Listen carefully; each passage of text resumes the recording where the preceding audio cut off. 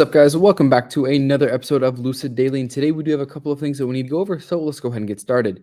Very first off, Lucid was down 3.5% today. This is relatively underperforming considering what happened during the market today.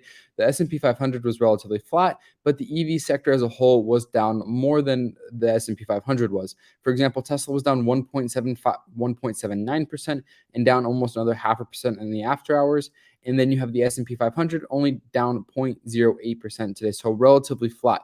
What I'm starting to see is the index, the S&P 500 is staying relatively flat. However, the EV sector is continuing to get hammered.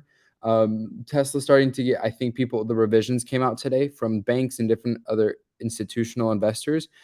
So I do think that weighed on Tesla a little bit. That's why that was down. And I'm sure that those numbers do affect Lucid just because they're like, oh, if Tesla's going to have to be revising, like if Tesla's revising down their deliveries this much, I wonder that's what's going to happen to other companies like Lucid, Rivian. And if you take a look at Rivian was down also 2.6% as well. So it's kind of like any bad news for Tesla, I feel like could like in terms of like broad deliveries or manufacturing, things like that. I feel like that weighs the whole sector down. So just things to keep in mind. That is just my opinion. We'll continue to test that idea. The next company that I thought was really interesting is GGPI or PSNY. Was actually down. They were down 9.2% today, and then almost a whole nother percent in the after hours. But over the past month, they're down 5%, and that was when they had their SPAC completion. So it's really interesting to me that they've had a pretty underwhelming SPAC process, and I think that's just due to the tough market that they're in. I mean, it's really difficult to IPO in this market. I mean, nobody's really wanting to get into a brand new venture. Now they have dipped below $1 billion valuation, so they're now at 977 million, which is difficult to see considering how many sales they have. But I just think it's interesting to kind of keep your eye on all these EV companies and just have a good idea with what's going on in the sector. Next, I thought this was relatively interesting. Len said, noted the interior door handle scratches from your recent video and shared them with the team. And he tagged John, which is the video that we watched yesterday or I think it was 2 days ago. They've been working to reproduce, but only can with one material, titanium. Any chance that's what your ring is made of? We're working with suppliers to rectify it. If so, thanks. And you can see that his ring is right here. And if you go back and watch John's video, the side of his door was all scraped up, and he said it wasn't his watch. So then if you take a look at who Len is, he is the head of digital experience at Lucid Motors, which is interesting that the head of digital experience is kind of taking initiative on this, or maybe he just has one of the bigger social media followings. I'm not sure.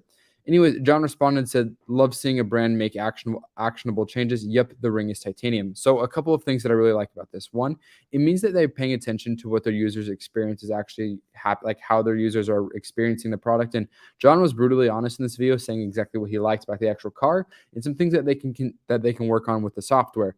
And as head of digital experience, hopefully Len was able to take a lot of notes and things that they are going to be able to prove on in terms of the software. This is one guy that I would love. Like one day I would love to have him on the channel and just be able to ask him a ton of questions. So maybe we can get that to work. Maybe I'll DM him, see if we can get that to work out one day. Next is the Bears Workshop flyover. Here's the flyover from yesterday. He posted it like a couple of minutes after I published the video. So you can see that they have the tent up here. They have some what looked like to be AC units right here.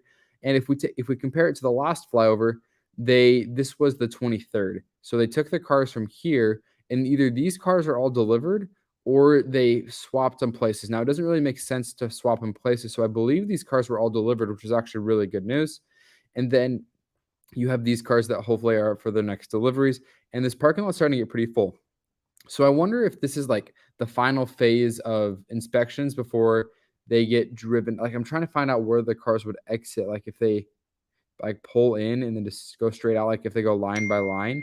So that would be interesting. So I'm really curious to see how this process works. But anyways, it does look like they are ramping up the factory. We're starting just to see this parking lot almost as full as it can get, which is really good news. And I'm still not. I think that this is a final inspection tent. There's not a lot of news today, guys. So I hope you guys appreciate this short, brief video. I think it is cool to see Lucid reaching out and kind of trying to figure out what some of the issues are. And it does look like John's ring was the culprit behind that. And then, guys, we're just seeing a tough macroeconomic environment overall. Also, I'll keep you guys up to date with what I learned. I did a lot of research in the real estate market today, so it's tough to tell I didn't spend too much time exactly why the markets were down today. So I hope you guys enjoyed this video. And like always, we'll see you next time. Thanks for watching.